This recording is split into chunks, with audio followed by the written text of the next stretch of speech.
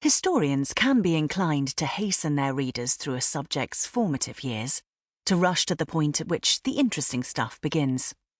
Yet what could be more fascinating than the circumstances of birth, the challenges of childhood, the rough-cut squares of a patchy quilt that somehow expand and self-embroider into the character we seek to know? Even more so, the odysseys of their forebears. For all the fierce, influential, indomitable men in John's life, it was women, for better, for worse, who dominated it. Paddle the shallows of his ancestry to find females on both sides of the family tree of great courage and resilience. Women who survived famine, estrangement from family, the hardship and upheaval of relocation, the tragedy of war, who were perennially pregnant, who bore a dozen or more babies, who died desperately in childbirth, who, broken by destitution and widowhood, relinquished care of infants to charitable institutions rather than watch their offspring starve.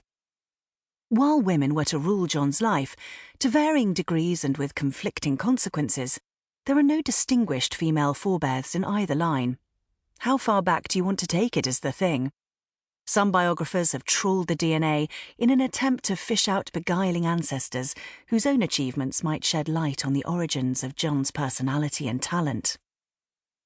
Eagerness to discover that genius is in the genes may have been what breathed life and colour into the notion that John Lennon's paternal great-grandfather James, described as a ship's cook and sometimes singer, emigrated from Liverpool to America, and that James's son John, also known as Jack, John's grandfather, found quasi-fame stateside during the late 19th century as a pre-civil rights, pre-abolition of slavery blackface minstrel. Robertson's Kentucky Minstrels was the troupe with which he is claimed to have toured, before about turning to the land of his father's birth and settling on Merseyside, where his American first wife would die in childbirth.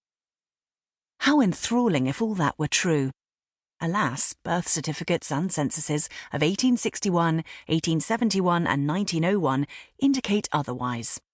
Lennon law, like that of any other family, had long danced the length of fantasy beaches. Fable can prove tough to contradict. Rumour and supposition are seductive. There are still those inclined to believe shimmering legend, despite the unequivocality of fact.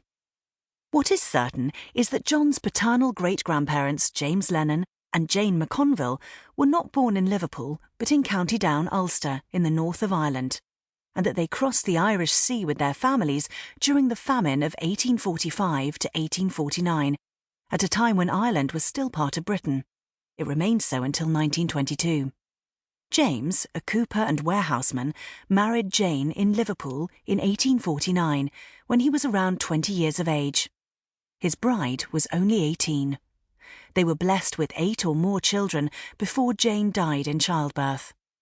Their son John, known as Jack, was born in 1855 and was our John Lennon's grandfather. Jack became a shipping clerk and bookkeeper and was a bit of a fly-by-night. He was a popular pub customer and often sang for his beer.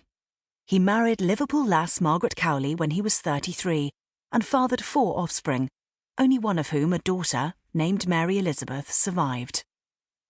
Her mother died during delivery of her sister, also named Margaret. Widowed Catholic Jack was soon living in sin with Protestant Mary Maguire, an illiterate, apparent psychic known as Polly. They produced 14 or 15 children, records vary, 8 of whom they lost, and were at last married in 1915, 3 years after the arrival of their son Alfred, John's father. Jack died in 1921 from cirrhosis of the liver when his little boy was 8 or 9 years old and afflicted with rickets, a childhood disease brought on by deficiency in vitamin D, causing the bones to soften and the legs to bow. Alf's own were for years encased in irons, which inhibited normal growth.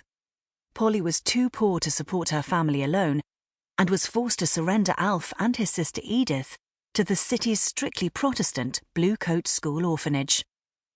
Alf emerged the best educated of any previous Lennon and soon found gainful employment in a Liverpool shipping company.